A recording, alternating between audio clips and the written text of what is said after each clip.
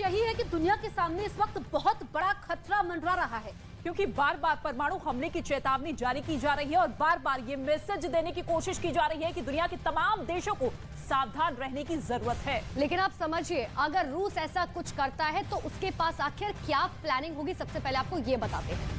बिल्कुल, प्लानिंग हम आपको बताते हैं और देखेंगे कि पहली प्लानिंग क्या हो सकती है। काला सागर में युद्ध अभ्यास के जरिए ये परमाणु हमले के 5 प्लान हैं जो एक एक करके हम आपको बता रहे हैं। इसके साथ ही दूसरा प्लान ये हो सकता है कि टैक्टिकल न्यूक्लियर वेपन का इस्तेमाल किया जाए पूरे स्ट्रैटेजी के साथ, क्योंकि एटमी बम को लेकर लगातार स्टेटमेंट तो पुतिन की तरफ से दिए जा रहे हैं, लेकिन किस तरीके से उसका इस्तेमाल करना है इस पर भी नजर। साथ ही देखिए, तीसरी बड़ी बात, यूक्रेन के बड़े शहरों पर परमाणु हमला किया जाएगा, क्योंकि ये बात लगातार कही जा रही है पुतिन की तरफ से कि कभी भी इस्तेमाल किया जा सकता है परमाणु हमले का, और इसी का डर जो है लगातार बरकरार है। बिल्कुल, और नेटो के सैन्य अड्डों पर हमला हो सकता है। ये बहुत बड़ी स्ट्रैटेजी है जिसको लेकर के रूस आगे बढ़ सकता है। ये चौथी प्लानिंग है जो हम आपको बता रहे हैं। और पांचवा प्लान ये हो सकता है कि लंबी दूरी की मिसाइल से यूएस पर हमला किया जाए, क्योंकि अमेरिका को लेकर सख्त लहजों में कई बार चेतावनी पुतिन की तरफ से दी जा चुकी है, लेकिन इसके बावजूद अमेरिका और नाटो देश ये कह रहा है कि अगर पुतिन नहीं माने तो हम भी पीछे हटने को तैयार नहीं हैं। और चलिए अब बढ़ते आगे। रूस यूक्रेन युद्ध के बीच ऐसी रिपोर्ट छापी जा रही है जिसमें दावा यह किया जा रहा है कि पुतिन के पास युद्ध जीतने के लिए बहुत कम टाइम बचा है। इसके पीछे पुतिन की बीमारी वजह बताई जा रही है। अपनी बीमारी से पुतिन इतने परेशान हैं कि इस वक्त युद्ध जीतने के लिए न्यूक्लियर बम की बौछार भी कर सकते हैं।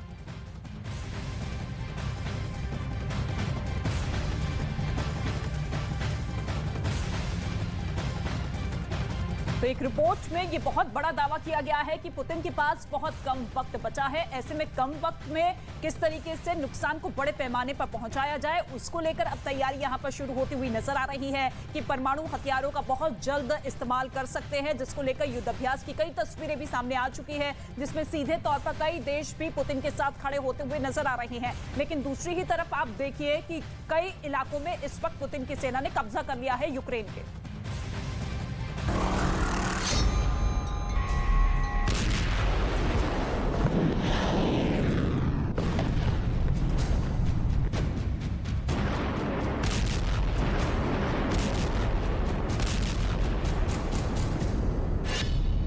एटम बम के धमाके से जंग खत्म कर सकते हैं पुतिन।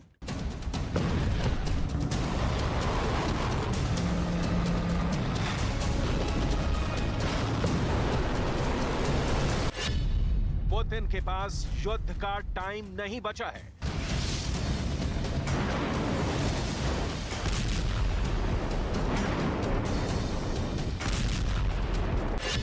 पुतिन इसलिए एटमी हथियार टेस्ट कर रहे हैं।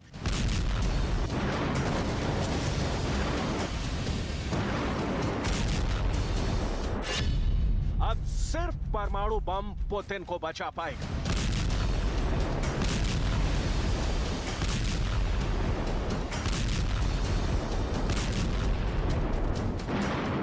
यूक्रेन युद्ध बेकाबू हो चुका है, बेहिसाब बारूद बरस रहा है।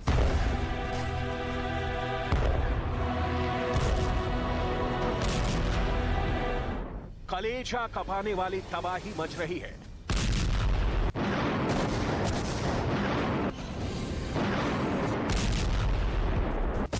यूक्रेन के पलटवार ने युद्ध को आउट ऑफ कंट्रोल कर दिया है। यूक्रेन एक झटके में रूस के हजारों सैनिकों को मौत के घाट उतार रहा है।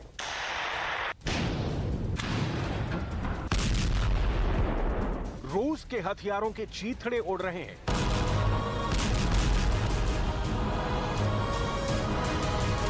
रूस कई फ्रंट से पीछे हट रहा है।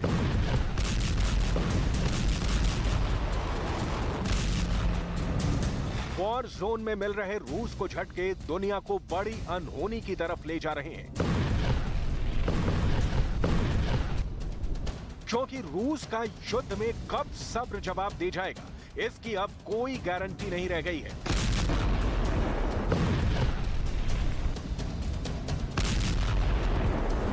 प्रेसिडेंट पुतिन पैनिक बटन दबाने को मजबूर हो चुके हैं, क्योंकि पश्चिमी देशों ने अब यूक्रेन को अजेय बनाने वाले हथियारों की सप्लाई शुरू कर दी है। यूक्रेन के राष्ट्रपति ज़ेलेंस्की की इमोशनल डिप्लोमेसी पुतिन पर बहुत भारी पड़ रही है। नई जानकारी के मुताबिक फ्रांस यूक्रेन को एयर शील्ड का तोहफा दे सकता है। ज़ेलेंस्की ने इमैनुअल मैक्रों से इस बाबत बात कर ली है। फ्रांस की तरफ से यूक्रेन को भीषण सर्दी में युद्ध जारी रखने में भी मदद मिलेगी।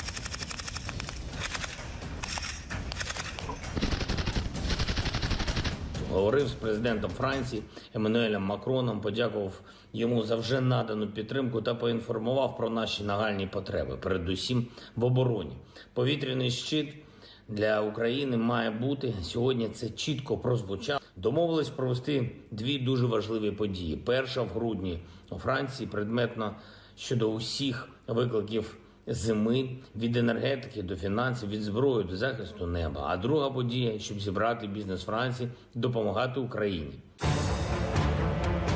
युद्ध के मैदान में मात खा रहे रूस के लिए यूक्रेन को मिल रही विदेशी मदद जख्म पर नमक छिड़कने का काम कर रही है। पुतिन पहले ही साफ कर चुके हैं कि यूक्रेन की जितनी मदद की जाएगी, युद्ध का दायरा उतना ही बढ़ता जाएगा।